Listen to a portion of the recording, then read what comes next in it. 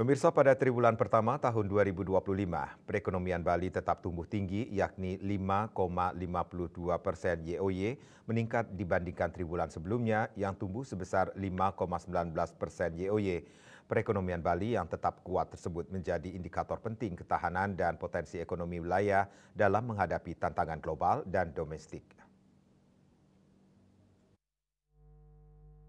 Kepala Bank Indonesia Provinsi Bali Erwin Suryadimaja mengutip data BPS Bali mengatakan capaian ini menempatkan Bali sebagai provinsi dengan pertumbuhan ekonomi tertinggi ke-8 di tingkat nasional. Dari sisi pengeluaran, peningkatan ekonomi Bali didorong oleh konsumsi rumah tangga yang tumbuh menguat sebesar 5,31% YoY, sejalan dengan peningkatan penjualan listrik pada segmen residensial dan konsumsi pada kelompok makanan dan minuman seiring momen Hari Besar Keagamaan Nasional (HBKN), Nyepi dan Idul Fitri. Konsumsi pemerintah juga akselerasi sebesar 13,47% YoY, didukung oleh meningkatnya belanja pegawai sejalan dengan penyaluran tunjangan Hari Raya THR pada bulan Maret. Investasi PMTB tumbuh 5,13% YoY, didukung oleh realisasi investasi baik PMA maupun PMDN.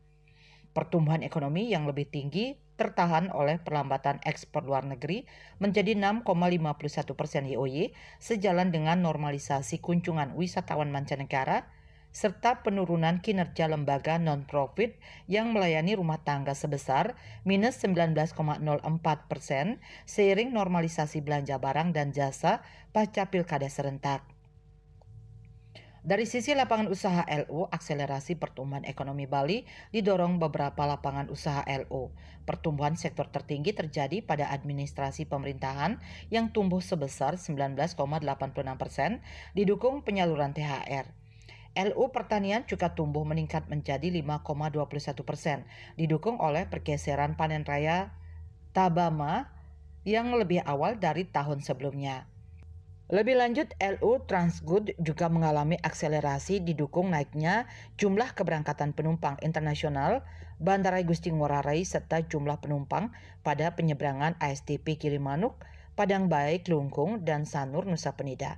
Namun pertumbuhan ekonomi Bali yang lebih tinggi tertahan oleh kinerja LU Akmamin yang melambat menjadi 7,47% YoY, dipengaruhi penurunan rata-rata tingkat penghunian kamar TPK hotel berbintang yang sebesar 52,84% di triwulan 1 tahun 2025 lebih rendah dari triwulan sebelumnya yang sebesar 62,56%. LU konstruksi juga melambat sebesar 2,15% YoY akibat terbatasnya pembangunan proyek baru. Kedepan Bank Indonesia memperkirakan ekonomi Bali pada triwulan 2 tahun 2025 akan tetap tumbuh kuat didukung oleh momentum HBKN Idul Adha, perayaan Galungan Kuningan, dan dimulainya proyek konstruksi sesuai Pipeline 2025. Sukma Bali TV.